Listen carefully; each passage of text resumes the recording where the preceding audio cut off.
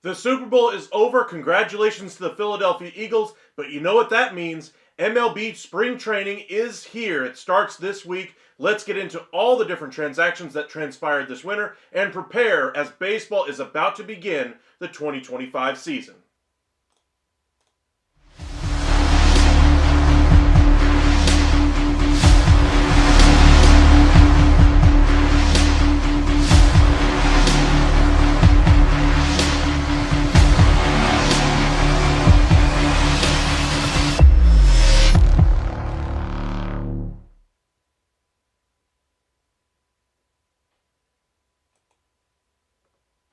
And welcome into the MLB Hot Stove Daily here at the Upside Sports Network. My name is Michael. Appreciate you guys joining us right after the Super Bowl here on a Sunday evening. Hopefully you guys had a good time with your friends, got home and safely, and didn't have too much craziness happen. But MLB is here. Spring training is about to begin. Without further ado, let's get into how this offseason really went down. Biggest signing has to go to Juan Soto going to the New York Mets. 15 years for $765 million. Biggest contract ever for any professional athlete anywhere, not just here in the U.S., but in the entire world. Congratulations to Juan Soto and the Mets for getting that deal done. That's one of the bigger headlines, but there has been several that have followed it up. The Yankees, in an effort to rebound from losing Juan Soto, have turned to free agency to bring in Max Fried to the trade market to go after Bellinger and bring in Devin Williams. They also brought in and signed Paul Goldschmidt as well to man first base. We'll see how this lineup really works with the New York Yankees. A little bit of a downgrade as far as top-end talent in Juan Soto, but I would say their overall team is better. The Rangers added a bunch of different pieces both to that bullpen and to that lineup, shaking things up a little bit. The Phillies kind of sat on their hands for the majority of this offseason. They were one team we were expecting to make a ton of moves to kind of shake up their roster after two straight disappointing finishes in the postseason.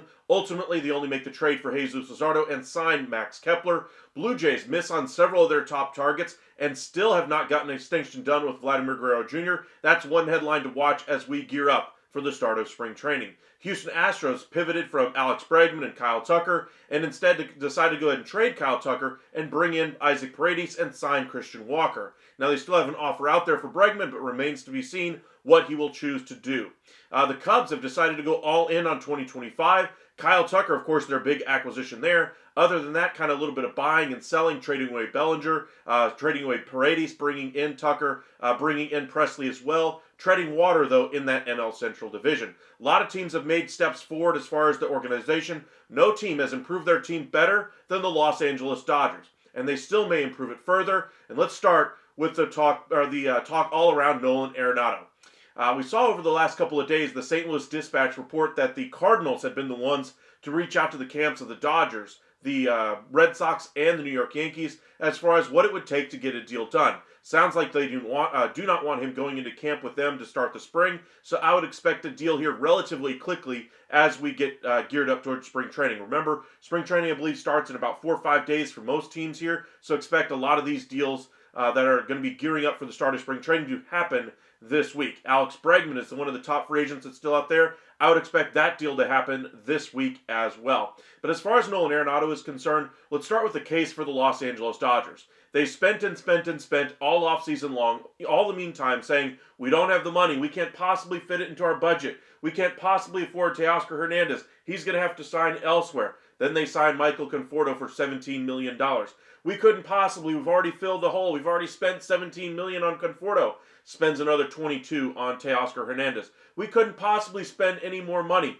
Brings in a couple of different back-end relievers in addition to their own guy in Blake Trinan as well. They added several different starting pitchers this offseason and still may add another one in Clayton Kershaw. This is an organization that has played the, hey, we don't have money, we don't want to go too high above the tax card over and over and over again, only to ultimately make the decision that they want to add to this ball club. And they're literally rolling in money right now. I get it, money is a finite resource at some point, but right now, it doesn't seem like they're anywhere near that point right now. So I get all the consternation about the Dodgers fans out there saying, well, they continue to spend, and our team looks great, but at a certain point, surely they're not going to add anybody else. Don't tell Brendan Gomes that. Don't tell Andrew Friedman that either. The two guys that really run that organization. In fact, they went on local LA radio and said, hey, if you hear us in connection with any free agent, don't assume because it's price tag that we're going to be out no matter what the price tag is and how much we've already spent. We have worked very hard here to be in on any and every single possible free agent. No matter what the situation is, no matter what the injury risk is, we are in on every single name that you might possibly hear. Now, as to whether or not we actually sign them, that's completely up to our discretion. And it might very well be that they don't necessarily view Nolan Arenado as the right fit. But the fact that they're at least being talked to by the Guardians, or by the Cardinals here anyway, and had some conversations internally about Arenado earlier this offseason, tells me there is some level of interest there. Now, as far as why does this make sense for the Dodgers? Well, first, let's start with Freddie Freeman. Coming off an injury, he was great in the World Series, but if he's a little slow to start the season, maybe giving him some time off, allowing Arenado to play first, or Muncy to move over and be the multi-positional guy that he was when he first came up with the Dodgers, would be a good thing for them. Now, as far as the Dodgers go, that isn't the only reason why this makes sense for them. They're trying to win a World Series, and in that quest, adding any and all improvements to this roster is paramount. Speaking of the Dodgers, they said, oh, their roster is too full. They couldn't possibly add another person. That's what I had several people telling me in my comment section over the past week or so. Now they've added Kike Hernandez, and they're still going to add Clayton Kershaw. Those are the two guys that we know of, and they may very well be able to find some other roster space here for Nolan Arenado. The two names that I keep bringing up are Miguel Rojas and Chris Taylor. Now, they don't even have to carry these guys on the active roster. They can easily move one of these guys to the 60-day IL. For instance, Chris Taylor, I view him very similarly to the way Brad Miller was used with the Texas Rangers.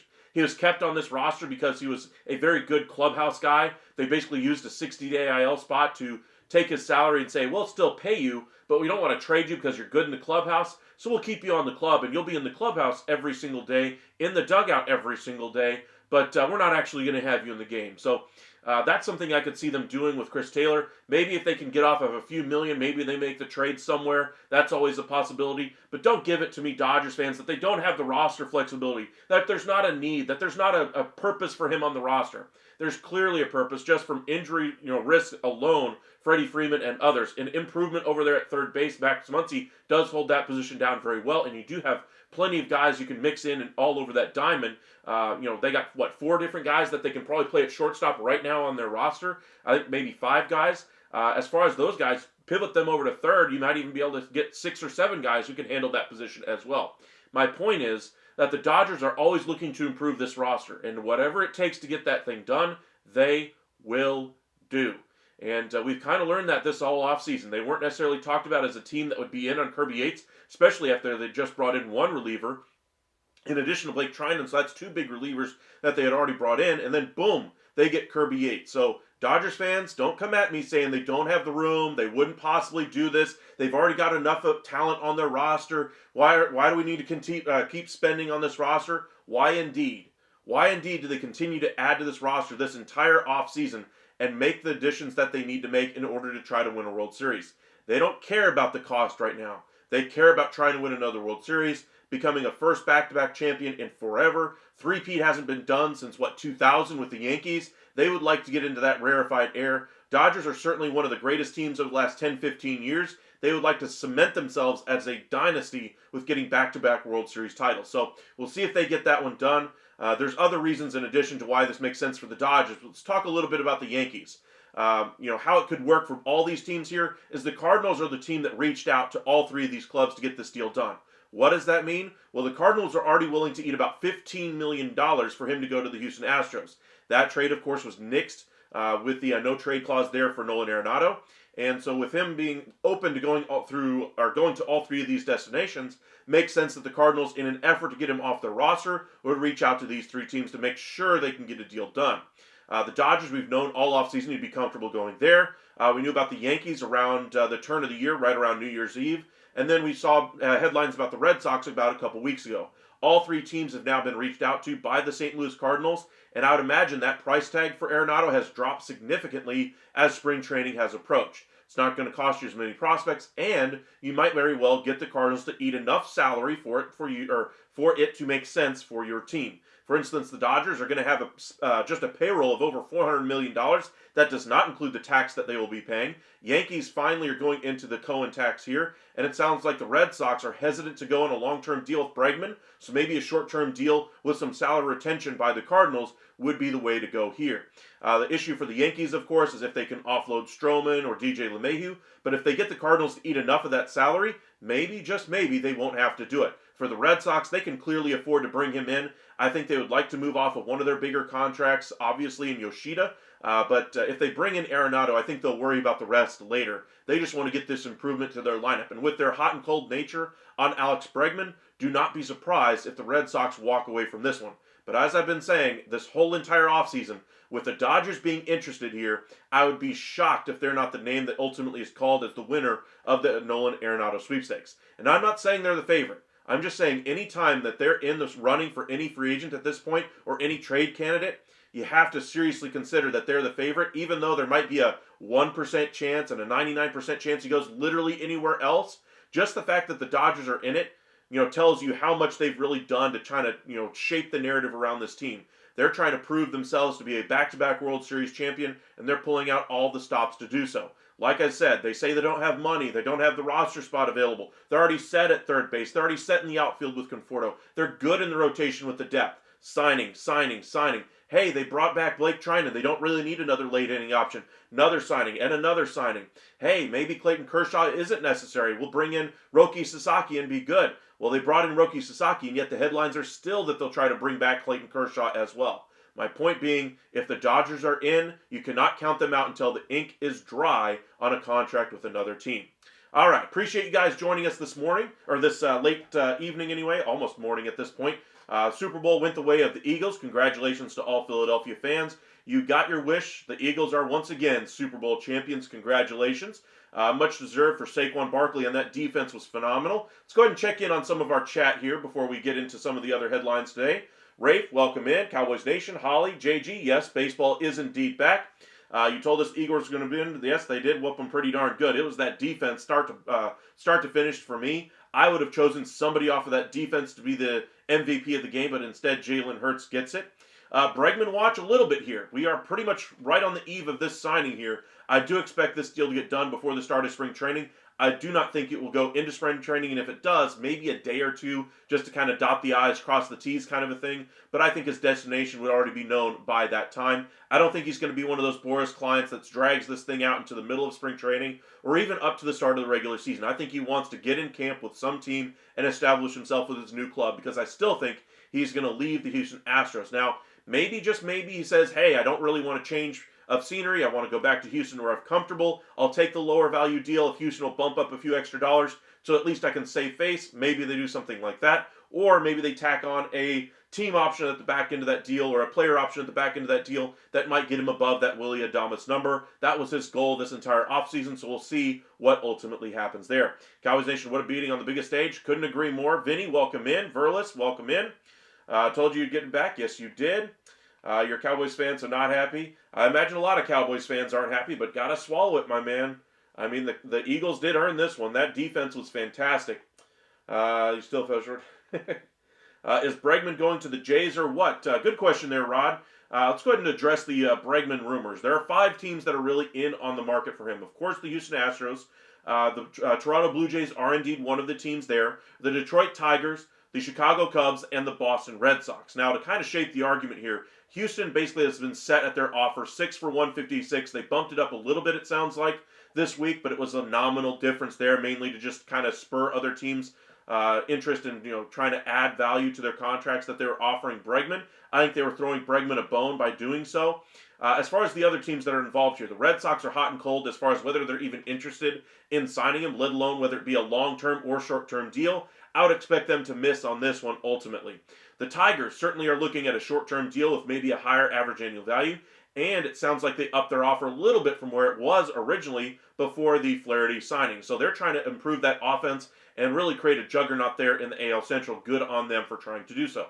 Toronto Blue Jays might have the best deal on the board, but it sounds like there is a destination that he does not want to go to. It very well could be one of the other cities that I mentioned there. But Toronto sounds like the logical fit here as far as where he doesn't want to go because of the instability of the organization, the instability at first base with Vladimir Guerrero, the instability of that management staff and in the front office. A lot of instability questions that they didn't really address with the signing of Max Scherzer. The only long-term contracts they've really brought in are Chris Jimenez. That didn't really do anything for me. And they also bring in Miles Straw. Doesn't do anything for me as well. And then the signing of Anthony Santander. Good signing overall. I like the deal. 5 years for $92 million, $93 million with $61 million in deferrals with a value of an option anyway with incentives of 6 years, 110. So either way, Santander was the one good move I'd say they've really done this offseason. They did bring in Hoffman as well, but you're really pivoting right now, or that whole offseason hinges on what Vladimir Guerrero Jr. ultimately does. That's where it's going to start and finish. The last team, of course, is the Chicago Cubs. They're my favorite in this race here, as they've said they're all in on 2025, and I'd say they're lukewarm at best as far as whether or not they've even improved their lineup and their roster from what it was last year. In fact, I'd say their lineup is a little bit worse. They have a little bit better top-end talent with Kyle Tucker coming in, but you lose Isaac Paredes, so you lose Cody Bellinger. Where exactly is your depth in that lineup going to come from? Horner's going to be out for a period of time. You're counting on a couple of young guys and guys who signed 1-year, $2 million deals to fill the gap until then. But something that would really take them over the top would be a signing of an Alex Bregman. And then don't be surprised if we get to the trade deadline or early into the season and they're talking about trades for number 1 starters like a Dylan Cease, a Michael King, who could be a number 2 or 3 in that rotation. But Dylan Cease is the one they've really been connected to. I wouldn't be surprised if that deal gets done. But the Padres have a sky-high asking price on him, well over his actual value. So that price is going to have to come down a little bit before any team agrees to a deal. All right, Fly Eagles Fly. Aaron Boone, favorite team is from Philly. All right. Dodgers got to trade Taylor now, right? They don't need to trade him. I think they can literally just release him or just put him on the 60-day IL whenever that happens. I know that there are some fans out there that think that I don't realize that the contract is guaranteed and that they still don't have to pay the money. Obviously, they still have to pay the money, whether he's on the roster or they waive him or whatever the case may be. But they're going to have to pay that money either way. It's a sunk cost. And if he's not providing you any talent on the big league roster, if it's already a sunk cost, why are we debating it? I mean, make a move. Get something better in there. And that's the route I think they will ultimately choose to go. Whether it be Nolan Arenado or somebody else, I think they'll add somebody to this roster in place of Chris Taylor. Now, they don't necessarily have to make a move. They could wait until spring training is over and then make a decision. Because if Chris Taylor comes in and he's knocking the cover off the ball in spring, obviously you want him to start the year with the club. But if he's not and shows no improvements at the plate, continues to struggle, injuries, etc., start to hamper him, whatever the case may be, you put him on the 68 IL, you try to trade him, you waive him, or you designate him for assignment, whatever the case may be. But either way, the money is sunk at this point. Now it's just time to improve this roster and try to win a World Series. We're not carrying any dead weight is the best way I can put it here with the Dodgers. Any and all ways they can improve is what they've shown they've been wanting to do this entire offseason. So why stop because you've already spent the money on Chris Taylor? You'd already spent all the other money on Michael Conforto and Blake Trinan. Yet you bring in Teoscar Hernandez and you bring in Kirby Yates and another closer as well, Scott as well. They have been spending and spending and spending. So I would expect there to be some significant talks anyway as far as how to improve this roster. One, including Nolan Arenado, and two, once you get to the trade deadline, how does this roster look? Is Dalton Rushing ready for the big time, or do you need to trade for another platoon outfielder? If there's an injury still lingering there with Freddie Freeman, do you get in the market for Vlad Guerrero? If your outfield isn't really coming together, do you bring in Kyle Tucker if the Cubs are out of the race there in the Central? All things that the Dodgers, I'm sure, will be contemplating as the season goes along. Last three-peat Yankees. Let's go baseball. Couldn't agree more. I am ready and fired up for some baseball. That's for sure. Philly going to look like a war. I thought it was the Lakers. Let's see here. Was it the Lakers? They might very well be. It's around that same time anyway.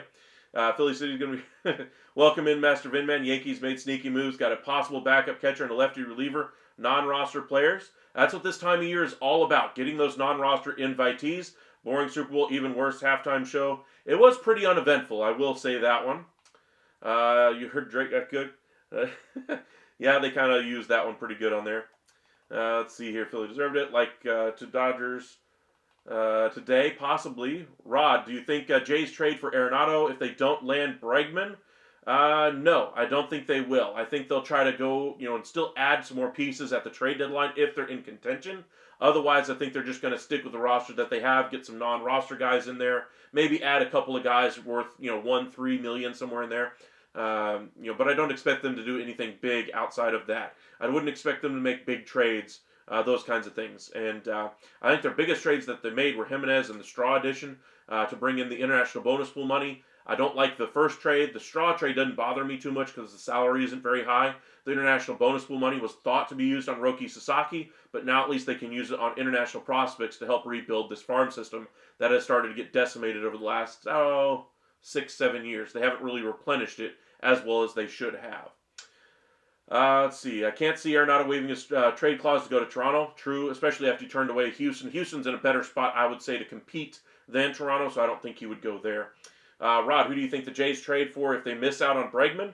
Honestly, I don't think they'll make a trade. I think they'll try to go the cheap route and go $1-3 million guys, $1-3 million guys on the free agent market. As far as the trade market, that farm system isn't exactly great, brimming with talent. They can't exactly be affording to give it away. Now, sure, they have a kind of an organizational mandate to compete in 25 and try to win a series, but I don't think making a rash trade here is the way to go. They have been connected to Dylan Cease, but I think they're more on the periphery of those discussions, and that was more based on them adding other pieces and getting Vlad Guerrero Jr. signed long term.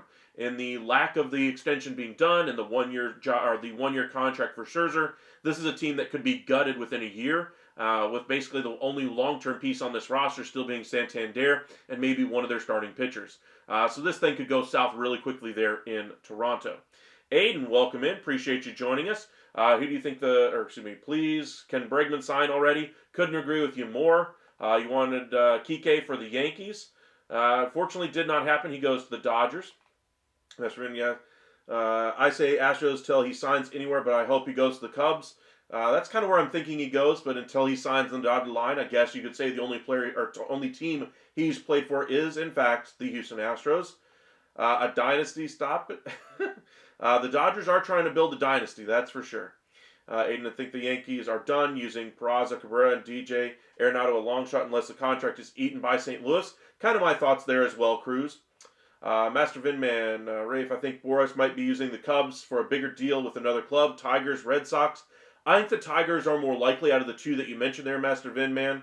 I think that's his preferred destination, but the short-term deal is nowhere near where Bregman wants it. Now, the AAV might be a little closer to what he's looking for, but it sounds like his preferred destination might very well be Detroit.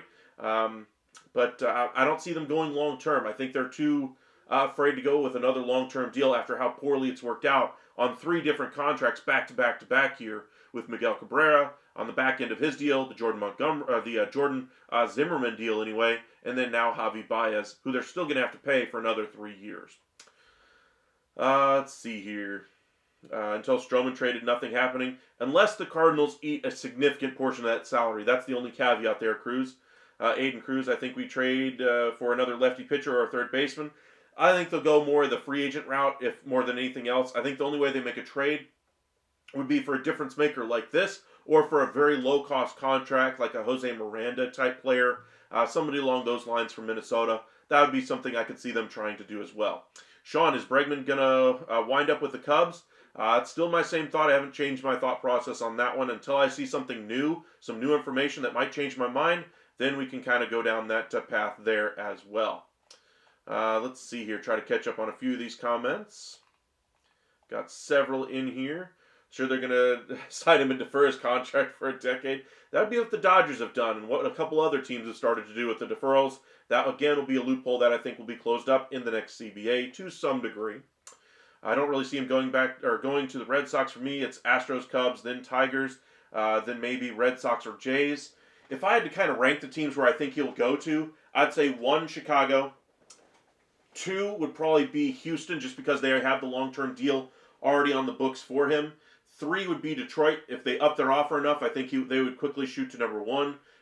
4, I'll go ahead and say Toronto, just because they're at least one team that has a contract offer on the table to him. And 5th would be Boston, because they don't have a contract on the table to him, and their consternation in the front office there as well. Let's see here. Cowboys Nation, yeah, they defer. His contract is set and already has deferrals. Astros probably no Jays. Will Jaden Daniels win a Super Bowl? I think he will. He's very talented. The question is, will it be in Washington? I would say so, at least at the moment. But Washington's had difficulty maintaining consistency over the years. But that was under a different ownership group. This is a whole different group. I want to see how they treat and handle a young quarterback in that organization. Do they set the right pieces around him? Do they push too hard, too fast? Does he have a great rookie year like Robert Griffin III and then flame out due to injury? Those are all things I want to see next year from Jaden Daniels, and see how he grows as a passer. Hal is so crazy looking at a $305 million budget like a salary cap. Tim Hill just signed, which was a miracle. Yankees don't go all in like the Dodgers. True, but they do spend a pretty good chunk of change. 305 is nothing to sneeze at. That's still better than what? More than 28 other teams in Major League Baseball? Rafe, Mr. Vindman, I mean, for me it's Astros or Cubs unless the Tigers offer the bag. That's kind of my thought there as well, Rafe.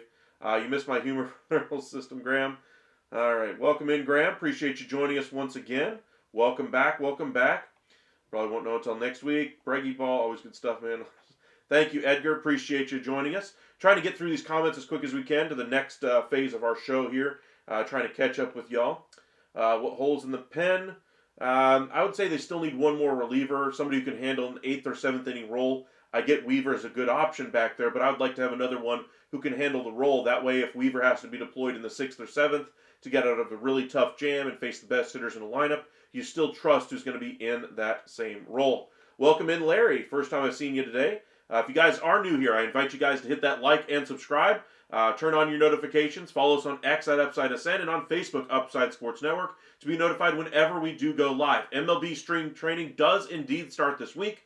Be sure to join us throughout the entire spring training, as every single day, once spring training does start, we will go team by team, breaking down their entire offseason. How 24 worked out for them, what holes do they still have on their roster, what trades did they make, what free agent signings did they make, what opportunities did they miss on, what free agents did they miss out on, and as they go into 2025, how will they finish going into 2025? Will they win the division?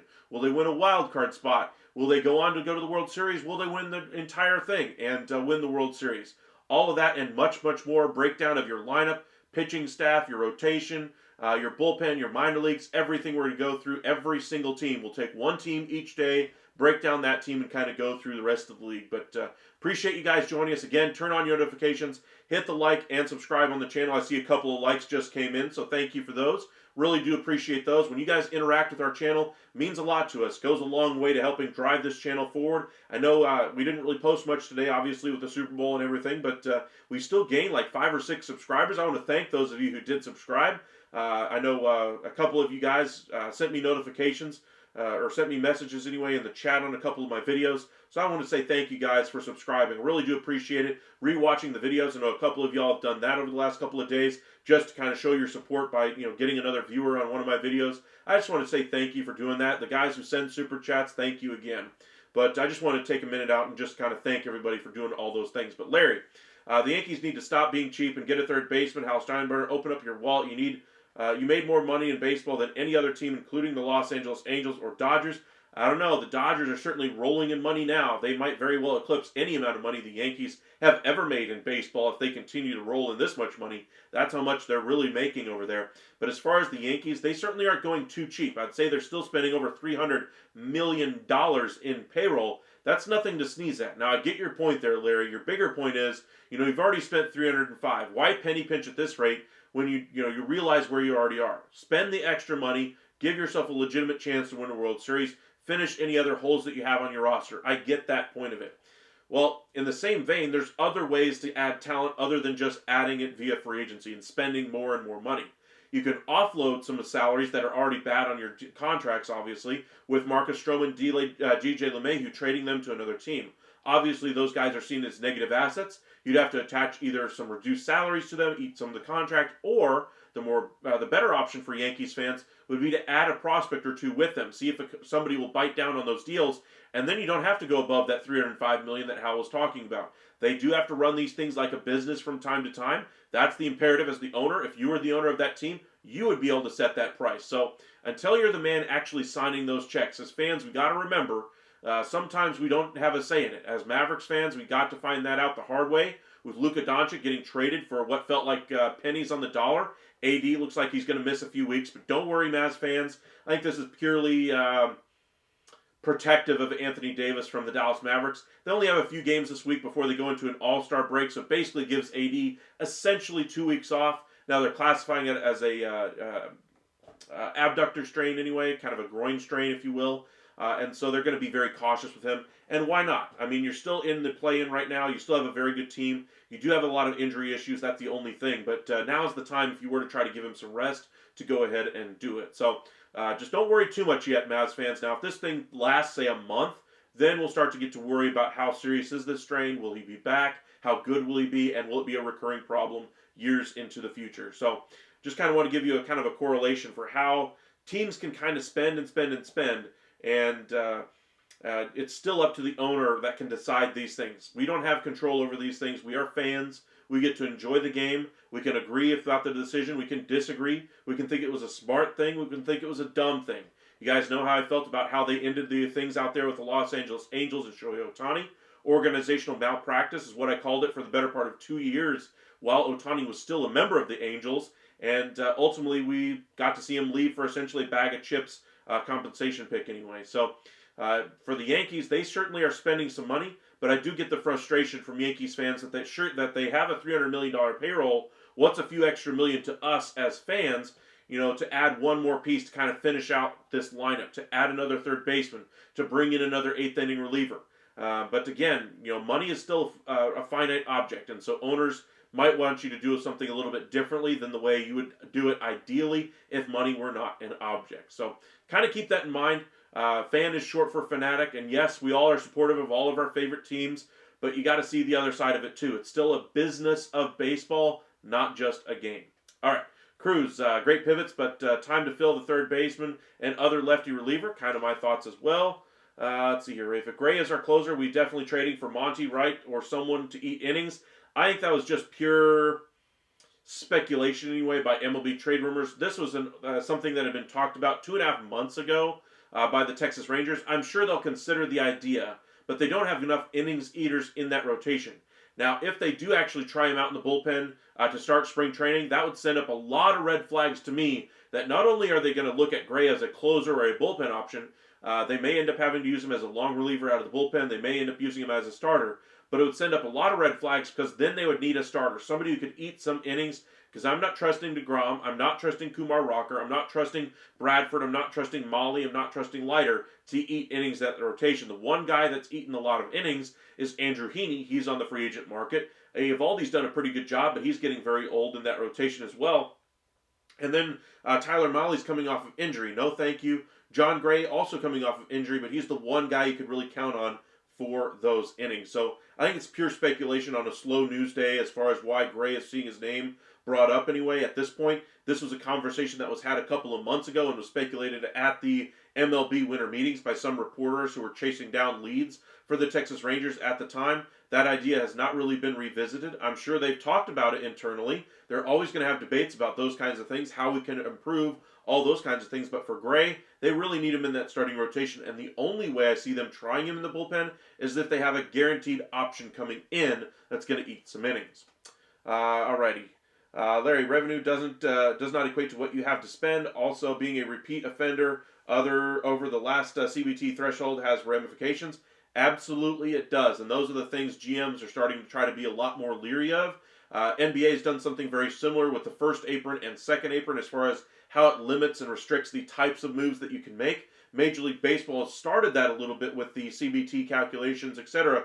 But I'd imagine they're going to try to do something more similar to what the NBA has done to kind of curtail the top end spending of some of these bigger teams, because this deferred contract stuff is just, obliterating the small market teams from signing some players.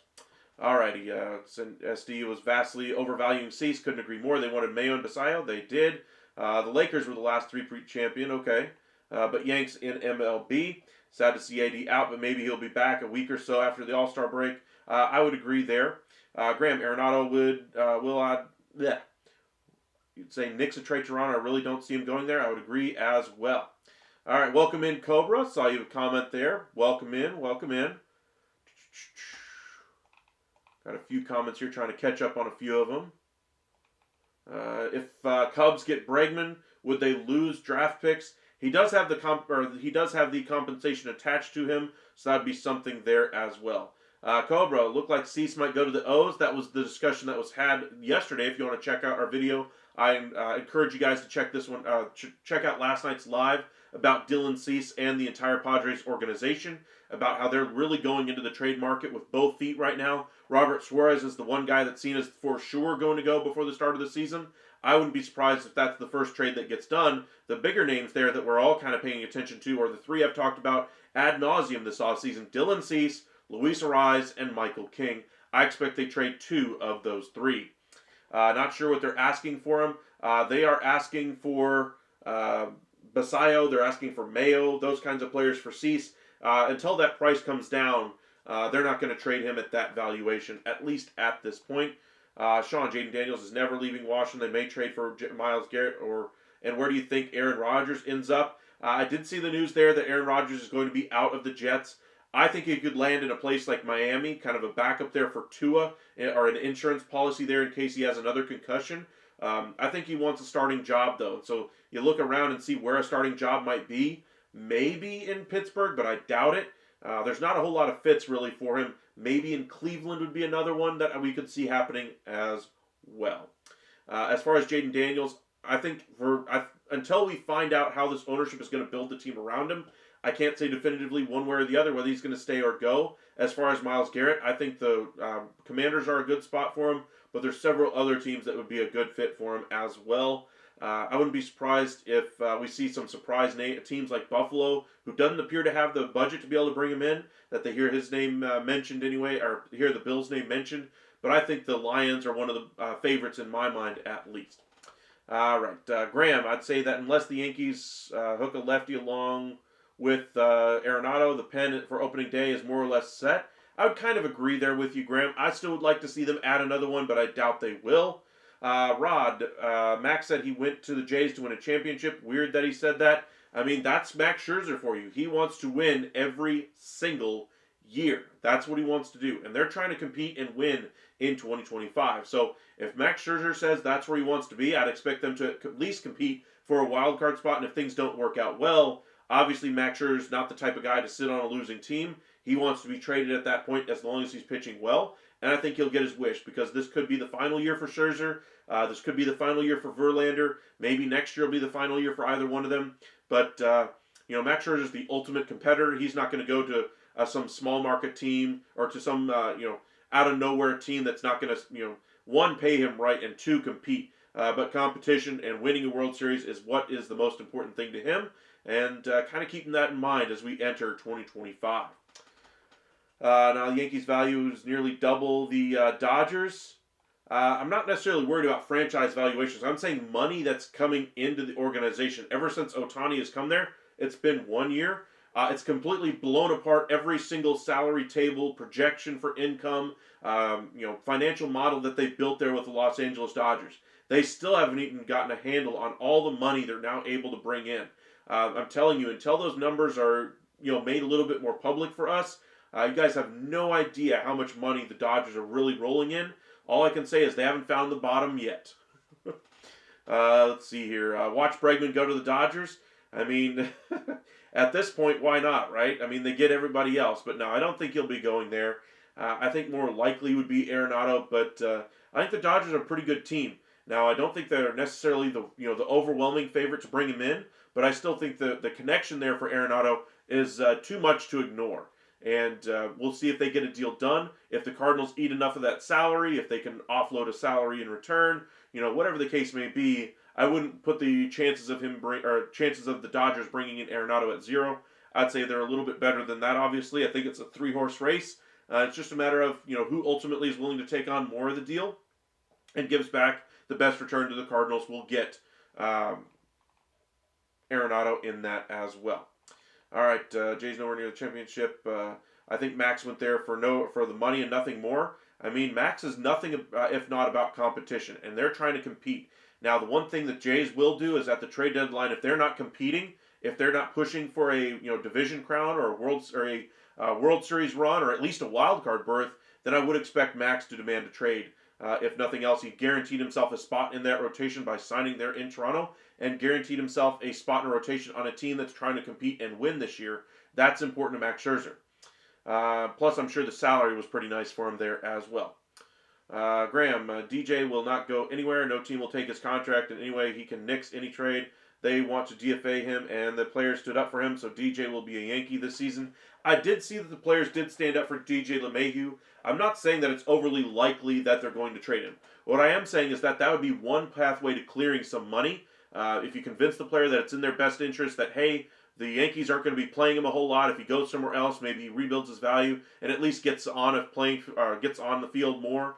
As much as you might love, being in a Yankee uniform, you're going to be riding the pine, being a bench guy pretty much every single day, and you might get in the lineup if there's an injury once a week at best. And that's the way you kind of sell it there to DJ LeMahieu. Hey, you like playing baseball? You like your contract? Well, then I got this trade set for you. If you go to the Miami Marlins, you go to the Los Angeles Angels, they will put you in the lineup. You'll be playing every day out there, and maybe you can have renaissance there. But here in New York, we're going to be going with a hot hand. We're going to be going with the best player available, and you, sir, are not him. That'd be one way you could phrase it to DJ LeMahieu to get him to go ahead and move. Let's see here. Rod, is Arise being traded, and if so, where? I still believe Arise will be moved at some point, either during spring training or early in the start of the year. We've seen the Padres not be afraid to bring in major pieces during the season, especially early in the season. That's how they brought in Cease and Arise last year. But just like I've been saying all offseason as well, the Padres get into and out of big, complex situations really quickly. We saw that when Preller first took over with the Uptons and Kimbrel, quickly divested after things didn't work out. Same thing for Soto. They trade all these assets. Things aren't working out. They trade them away, bring in more assets. They immediately pivot to Arise and Cease. They did a nice job last year, but not a World Series did it result in. Now they might divest themselves of this situation as well. Graham, as my screen jumps on me, folks need to understand that revenue does not equal money to spend. Also, Yankees have debt to service and money rewards buying back. Yes, I'm not saying that the Yankees are not a less valuable franchise than the Dodgers. I'm just saying we have no idea the salary tables, the money that they are bringing in, the revenue that you mentioned there with the Dodgers. And revenue, while it isn't everything, it certainly does help to have it as opposed to not. That's kind of my bigger point there. And the Dodgers have shown no hesitation to spend ever since bringing in Shohei Ohtani. You think the Padres will extend a rise? I mean, they've been very far apart in contract extension talks this entire offseason. Basically, it sounded like they were like, night and day differences the last time we heard any updates on those negotiations. Now, sure, I'm sure they've been talking behind the scenes, but it sounds like the evaluation for the Padres was around a shorter term deal like they had for Jake Cronenworth at around, say, 3 years, $40 million was the contract offer that we heard of around the MLB winter meetings.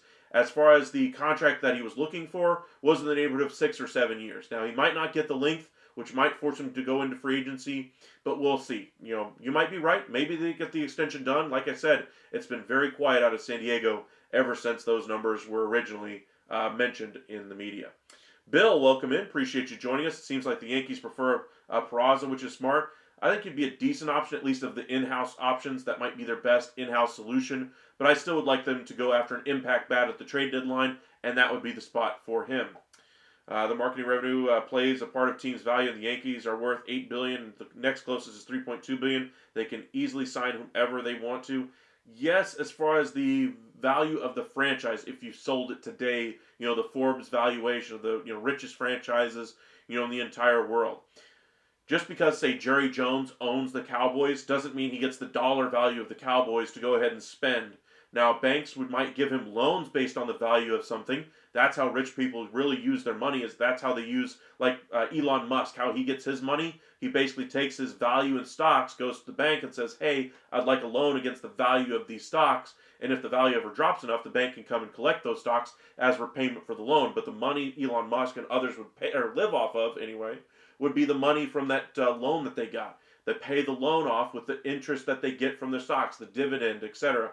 That's how they basically live. That's how the rich people really work and make the most off of their money. So yes, having a valuation like that does help, but it's not everything is my bigger point. Revenue sharing is a problem. Baseball needs to contract. I don't think you're going to get contraction at all, Bill. I think you're going to get expansion, and it's going to be within the next 10 years. I'm going to guess baseball is going to add at least 2 more teams inside of the next 5 years. Inside of the next 10 years, I think we're going to add at least 3 teams. We're looking at Nashville getting a team. I wouldn't be surprised if we saw the Vegas team finally go there with the A's.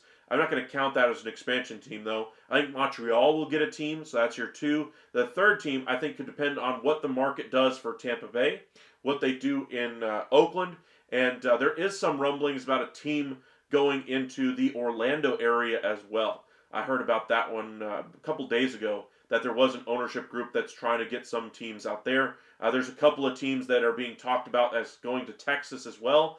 But that'd be difficult to kind of split up the market share. But there's so many people in Texas right now that they could divvy up this market rather easily. But we see the issues, what happened when the Nationals moved to Washington there. The Orioles and Nationals kind of had that TV contract issue and still ongoing to this day. I think that Texas could have a very similar situation if they added a team to, say, Austin or San Antonio or something along those lines. But Texas certainly has the population to where they could handle it. Remember, the Rangers are broadcasting their team, the Texas Rangers anyway, to New Mexico, Texas, Oklahoma, parts of Missouri, Arkansas, and Louisiana. And they're still adding more territories that they can still broadcast their names or their games to. That's a huge market to draw from, and we'll see what happens. But I would say there's going to be a lot more expansion than there will be contraction at any point here. Alrighty. Rafe, Rogers won't be a backup. He will just retire. I don't think he would necessarily be against being a backup if he got a chance to be the starter. For instance, say Tua was out with an injury to start the season. Rogers might see that as an opportunity to take the reins there in Miami and just run with it. And not give Tua back the job. If Tua comes back healthy, takes the job back, then maybe Aaron Rodgers goes to being a backup role there. That's the only way I see him going into a, quote, backup situation. I think more likely is he goes to one of these teams with a poor quarterback situation and just seeing if he can make the best of it for those teams that have a ready-made roster. Do I think he has a lot left in the tank? No. His numbers don't look terrible, but they don't translate to winning anymore. Let's see. Cowboys Nation, I hope Elias doesn't grab Cease. Last thing we need is another one-year rental. That's been his MO. I hope they go the long-term option, though. Up to a point, I said that the CBT penalties that will stop them until that is sorted, then there is a limited. Okay. Deebo Samuel wants to get traded. Yes, and the front office there wants to trade him as well. The 49ers have granted him permission to seek a trade and his agent permission to seek a trade for him. Curious to see where he goes along with Cooper Kupp. They can just defer to, get your drift, but in reality, they can sign whomever, just as the Dodgers are now. To a point, yes, they can, Cowboys Nation. Bill, too many teams pocket their revenue sharing. They do, which is why I think they will have some type of mechanism to address that in the next CBA. Because if the owners want to, control the amount of deferrals, if they want to put certain enhancement penalties like the NBA does for a first apron, second apron kind of a thing, like they do with the luxury tax right now, but make them even stricter penalties. If they want the international draft, et cetera, et cetera. There's a lot to negotiate, but you're going to have to give to get is what I'm trying to say. So revenue sharing, if they want some type of solution for that, the Players Association there, you're going to have to give something else to get that. Rafe, this is your chance to go over your notes. Thanks, Rafe. There were just a couple of notes I was kind of writing down while I was watching a terrible second half of that Eagles game. First note was, of course, the Kike Hernandez thing going to the Dodgers. Wanted to touch a little bit on Bregman. Again, still nothing. That's basically the update there. Very quick on that one. And then spring training is here. So I wanted to kind of go over a couple of different things as we prepare for how how we're going to work things here at the Upside. I told you guys we're going to focus on one team towards the end of every single live throughout spring training. Another thing I wanted to go into was some of the trades that ultimately did or did not happen during our lives as well. Go over some trade possibilities to gear up for the regular season. If you guys want to start sending me some of those, I want to get into a little bit more trade talk now that free agency is essentially behind us. A few names still are out there, pretty good names that are out there. Andrew Heaney, Bregman, among a few others. But, for all intents and purposes, most of the big guys are now off the board. Now that we're getting close to spring training or even into spring training here in the next week, let us know some of your trade ideas. Now that rosters are pretty much set, what holes do you still see on your roster as we gear up to go towards your team that day? Maybe we'll come up with your trade ideas for that team and kind of go over, what makes sense for them to continue to add and what doesn't. So that's what I wanted to make sure you guys, if you guys want to get your team out there, talk about certain aspects of your team, send us those in our chat and especially on another video. That way I can see them as they come in and kind of go over those with you guys. Alrighty. Let's see here. Arguably the best starter they have. Excited for Walcott, but sad to know when he plays. Seager and Simeon are probably cooked. I'd probably say Simeon is more likely off of the roster or at least will be on the roster for a year or two, and then Walcott will take over Simeon's spot. Seager by that point might already have transitioned to the DH spot, but I still think Seager will be on the roster when Walcott makes his debut. Same for Simeon. I think Seager will just have a little bit more longevity with the Rangers as well. Graham OG's Preller will make a trade on opening day if he was getting what he wanted. Yes, he would. Yes, he is. He is a dealer extraordinaire, kind of like Jerry Dipoto. However, Jerry Dipoto hasn't done much this offseason. He's been relatively quiet. Master Vinman, your predictions: Yankees, Tigers, and Rangers to win the division, Braves, Cubs, and Dodgers. I think you're pretty close there. The only one I'd probably differ on would be the Braves for sure in the East. I think they're probably the third best team in that division. Cubs have a legitimate chance, just like all the other teams. They're kind of a muddied NL Central. Same thing for the Tigers in a muddy AL Central. But I think the other four are pretty much locks to me. I think the Yankees are very likely to win that division. However, they're going to have some stiff competition from the Orioles and the Red Sox. Rays, I think, are kind of treading water from what they did last year. And I think the Blue Jays ultimately will not have as much success as they're hoping for. For the Rangers, I think the Astros are the one team that pushes them, unless the Mariners, by some miracle, add somebody for their offense. Dodgers, obviously the favorite there. No need to discuss that one further. And then the Braves, of course. That's the one I like, the Mets in that division. Jose, now that football is officially over, you can't wait to focus on baseball. Absolutely. San Antonio Desperados need to be a franchise. There was the Dallas Desperados, the Arena Football League. Not sure if they would go with that same name. Mike, welcome in. Appreciate you joining us once again. The D-backs just signed Mancini. What's his story? He's trying to do a comeback. Remember, he was a cancer survivor anyway. Played for the Cubs, primarily with the Baltimore Orioles, though. But he's going to give you some depth, at least in spring training, or at least as a bench bat. Maybe try to break camp as a bench bat at first base, DH for them. Wouldn't be surprised if he, got onto the roster as kind of a veteran that makes it out of spring, kind of a good story kind of a thing, kind of good vibes for that Diamondbacks clubhouse. But do I think he makes any real impact for them? Probably not. Mancini's underrated signing. It is, but I don't think it's going to be a dynamic signing for them. I think at best you get a good depth player who holds his own the majority of the season. I think that's kind of best case scenario for Mancini. He did sit out a legend. He's a solid utility guy that has anything left in the tank. He might have a little bit left.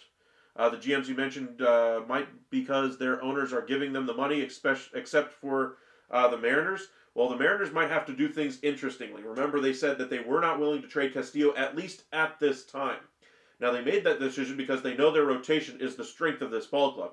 Once they get into April, they go into May, and they realize our rotation is still holding up. We have some young guys that are having good years in AAA. We have some guys at the back end or that are long relievers in our bullpen that might be able to hold down the fifth spot in our rotation or go to a bullpen day. If we move off of Castillo, we can use his money in trade and add to this roster. Not saying that's what they'll do, but that's an idea that they might revisit as we get closer to the trade deadline. But right now they've made the decision they would rather keep this rotation intact and use the budget that the ownership has given them of $15 million to add to this roster. They're not going to add too much more. They've already added Solano, spent a little bit on Polanco as well, but we shall see. Give me Brooklyn Beavers. I don't know about that one.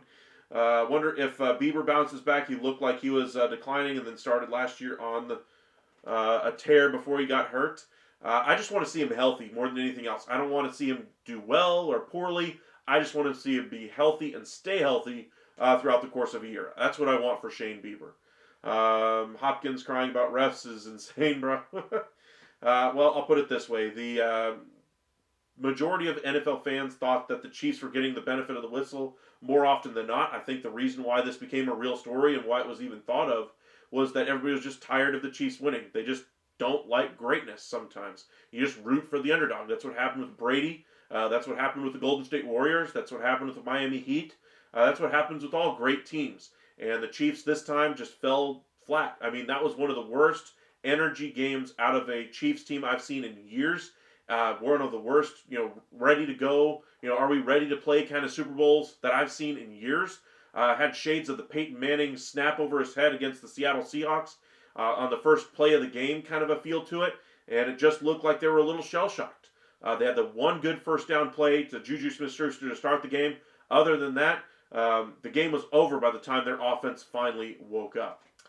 Welcome in, Joe. Appreciate you joining us. Can we get the Washington Windmills for the UFL?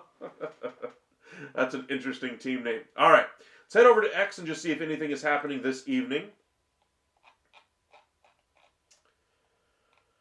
They discussed their third base plans. They're going to try to go with some in-house options. No surprise there. Tanner Scott looks like he will be the primary closer for the Dodgers. No surprise. I think Trinan and Yates are going to be more of their 7th and 8th inning setup guys. Again, the headlines from the Rangers saying that they might turn to a veteran starter in John Gray. Those are old stories that are being brought about now because, again, slow news day. And again, the Jalen Hurts stuff there. Let's head over to MLB trade rumors and just see if anything is going there. Kike Hernandez was signed today.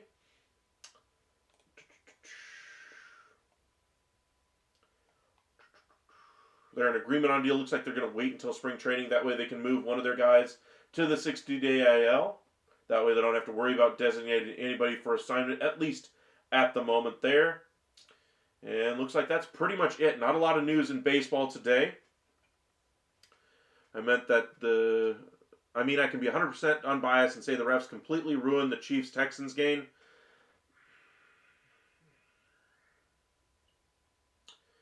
I didn't watch the entirety of the game, so I can't say with complete certainty that they didn't, but I will say that the majority of calls in the Chiefs game that everybody whines about are either questionable calls that could go the Chiefs' way, questionable calls that could go the other way, but there's very few egregious calls that go in favor of the Chiefs. Now, the ones where Mahomes was clearly baiting the defenders into calls, those were a little obvious, I will say that. But some of these ticky-tack pass interference calls could go either way. Some of them are called for other teams. Some are called for some others, not even in Chiefs games. But I'm just saying, some type of better mechanism for penalties should be coming into place. Some type of review, from on high. I mean, we already have kind of the challenge system already for, play on the field. But I'd like to see them do some type of oversight in-game, real-time analysis. So, for instance, if you say, hey, he got my face mask, or if you miss a complete face mask where he rips his head all the way around, like we saw in the Minnesota Vikings game earlier this year, and cost them an entire game and cost them positioning in the postseason. All those kinds of things are big issues that I have that I would like to see them try to resolve. Let's see here. Try to catch up on a few of these comments here. Graham, the Guardians were looking to trade Bieber, then he got hurt. It'd be interesting to see how their pen does this year. I'd say the Guardians are in a good spot this year. As far as pitching, I think they're going to have a little bit of a renaissance in that starting staff. Not that they were terrible last year. It's just that they didn't have as good a performance out of it as I think they were used to. And a lot of injuries there as well. So hopefully they just have a healthy year more than anything else. In 23 he looked awful. And then last year he looked like prime Bieber before he got hurt. Again, the one thing I'm hoping for him is just health, first and foremost. I don't care how good or bad he does. I'm surprised they didn't move him in 23. I was surprised as well before the season. I thought there was a chance to move him. I thought there was a chance to move him before the year last year, but they chose to keep him as well. Trying to work the Guardians out. Good luck on that. True. Does Real Muto test the open market? I believe he does. I don't think the Phillies are going to try to extend him during the year anyway. I'd be shocked if they gave him a number that he'd be comfortable with. I'm sure they'll do it, in token only, saying, hey, man, we'd love to have you back. Here's a team-friendly contract. Go ahead and sign here, and we'll keep you for the long term. I'm sure they'll do that. But as far as a real contract, he's starting to decline as a player. I'm not sure how many great years he has left or how many good years he has left. With catchers, they usually just fall off a cliff whenever they've seen their best years go by. And Real Muto looks like he's starting to hit that cliff. So I hope he's got a few more good years in front of him, but that might be one player they ultimately let leave in free agency to kind of reset their financial tables there in Philadelphia. When do I expect Bregman news? Sometime before the start of spring training. Some were questionable, some were straight awful. I mean, in that Texans-Chiefs game, I'm sure some of them looked more egregious than others, but, I haven't seen any truly awful calls that changed the outcome of the game. Like there was one really crazy one that I saw a few years ago in a playoff game between the Saints and the Rams, where the defender was there way before the ball got there, and they didn't throw a penalty on it. That was one of the crazier ones that we've ever seen. Again, I just would like to see them find some type of way to fix that type of an issue. Just like baseball in the strike zone. Come on, we got the technology. What are we doing here? Same thing for penalties. Hey, we can clearly see if the helmet was completely turned around. We can clearly see if the defender got there before the ball did. All those kinds of things. And so why are we not using the technology that we have? Curious how you find the time to have the knowledge of literally every team's GMs, rosters, minor leaguers, transactions. Truly amazing. Thank you, Master Vin, man. It's just a lot of sports knowledge, my friend. I've been following sports, all four of those major sports anyway, since I was, 4 years old. I used to read the ESPN Almanac anyway, back before computers were a thing that had stats in them. This was right before computers were a thing anyway. And I still got the book somewhere. I'll bring it out next time I'm on live. I'll show you the Almanac. I still got it. Because that was one of my first ever, records of sports, numbers, all that kind of thing. Those are all really cool to me back then. UFL ad's been cooking the NFL. Graham, I wonder if we put in a call to Japan, if they had signed him, I'm sure Boris could talk him into opt-outs. Well, I'll put it this way. I think Bregman's going to go to one of the 5 clubs. I do not think he'll be going to Japan. Teal Pinstripes, welcome in. First time I think I've seen you in our chat in a while anyway. If you're new here, be sure to hit that like and subscribe. Follow us on X at Upside Ascend and on Facebook, Upside Sports Network. Stroman in Miami. Marlins once again helping the Yanks. I could see that as a possibility. That's something we've been talking about for a very long time. Cowboys Nation, Dez caught it. Yes, that's something the rule change, they say, still wouldn't have allowed. But that's something that'll stick in the craw of Cowboys fans for years and still has. It's been, 14 or 10 years since that happened, and it's still there for the Cowboys. Graham, the Giants are having issues with backup catchers. They don't really have a good nailed Any good ones? Nailed down options. They do have some good internal options as far as depth guys, but nobody would point to and say, "Yep, he deserves the spot." So they're going to go with an open competition there in San Francisco. Good point there, Graham.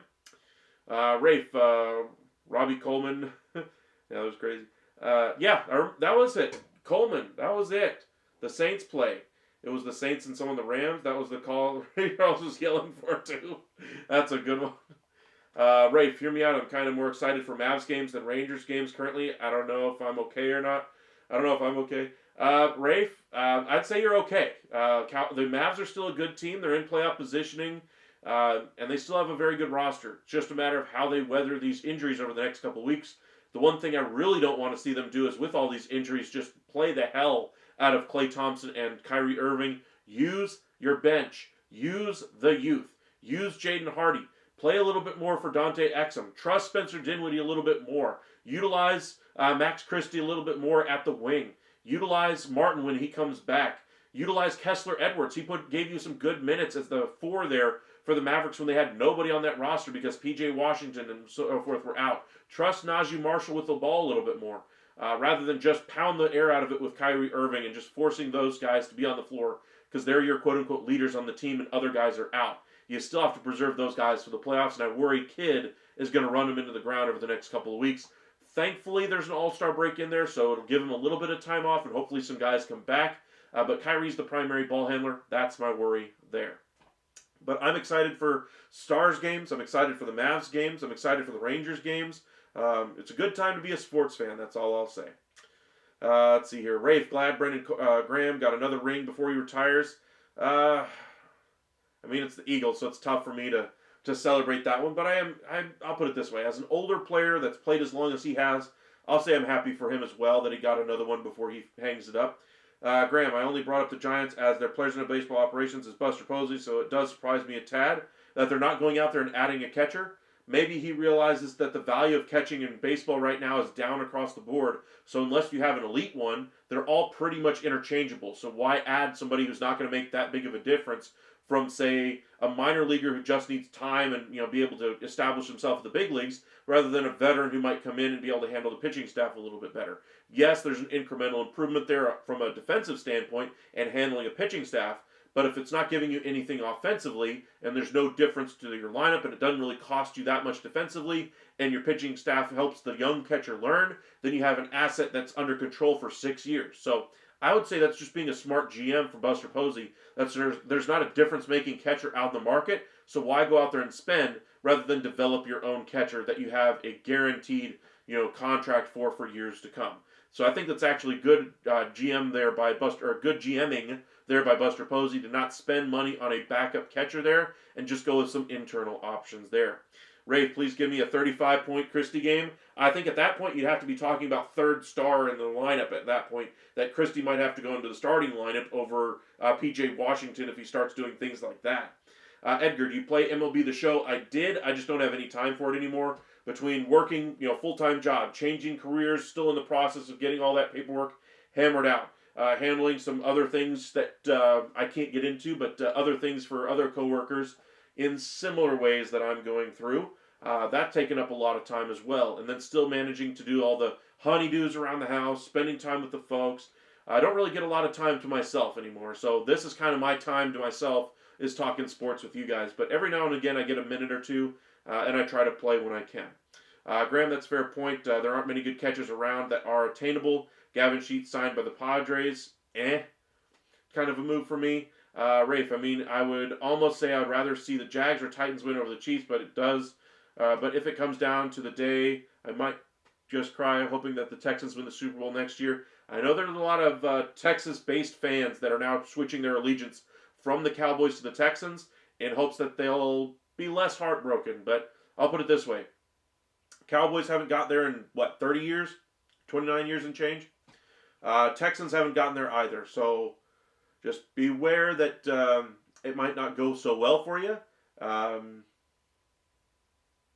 Not that the Texans aren't a good option, but it might be less stressful than what the Cowboys do year in and year out. So there's that.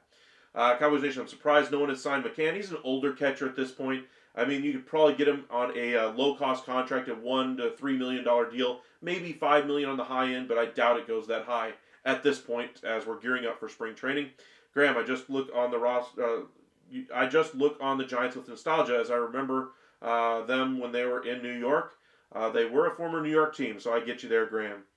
We don't want to bandwagons. If I was on the Texans and Panthers before the rough years and deserve the good years now. I remember when the Panthers were, I don't know, what was it, the Jake Delhomme years? They went through those terrible years right before that. The years after, then Cam Newton comes. You have some more tough years. Then Bryce Young comes. I've been there with you, my friend. Let's see here. What was your other one? The Texans. David Carr, Matt Schaub. Those were the teams I was watching and cheering for. Deshaun Watson was a little tougher to cheer for me. Just for whatever reason, I just didn't really latch on with the team at that point. Let's see here. Daniels versus Stroud in the Super Bowl next year. I think that's a little early, my friend. I think we're more likely to get an Allen or a Jackson or a Burrow if the Bengals can get any semblance of a defense, that is.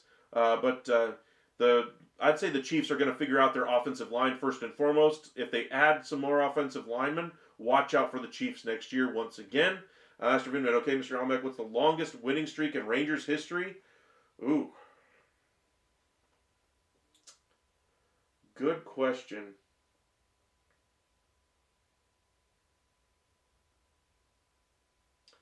Trying to remember if there was one.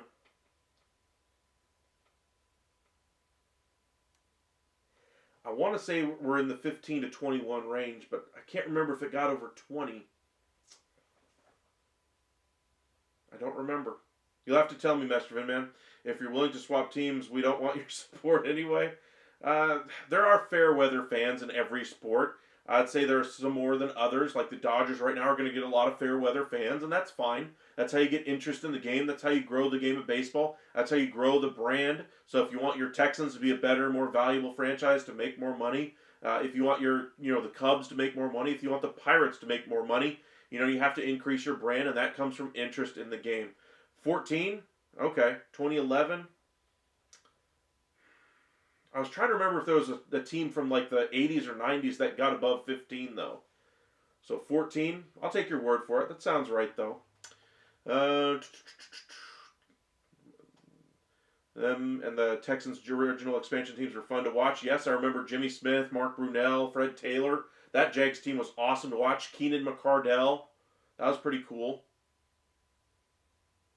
You looked up tough questions. Let's see here.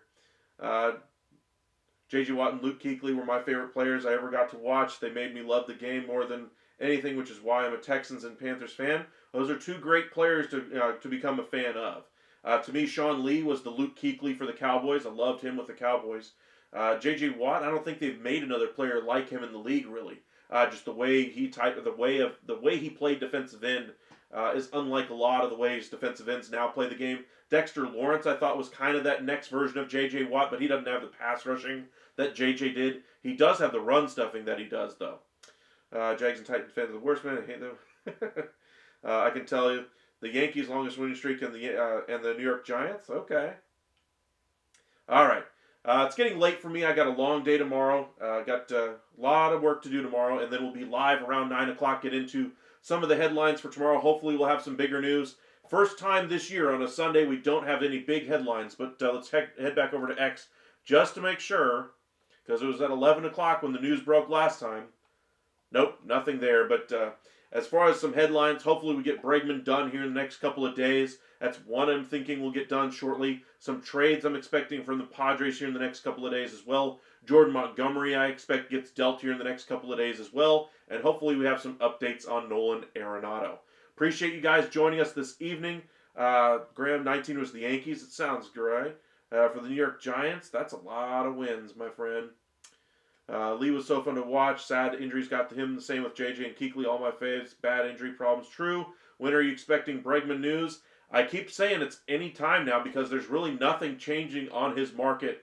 So hopefully we get this thing done here shortly. But again, we'll be back live tomorrow. Be sure to hit that like, subscribe, turn on your notifications. Spam those hearts in the chat if you're enjoying yourself. And yeah, watch them sign Thursday at 4:37. First day of spring training. That'd be some pretty cool news to start spring training with. But alrighty, to y'all have a great night out there. Hope you guys enjoyed the Super Bowl. I know a lot of you guys were rooting against the Chiefs, but I was just rooting for a good game. Sadly, that did not happen. So I was basically done watching the Super Bowl by the midpoint of the second quarter. I was already turning on to my phone, looking up headlines from today to get ready for my show tonight. So appreciate you guys joining us. Y'all stay safe out there, and we'll see you tomorrow night. Take care, everybody.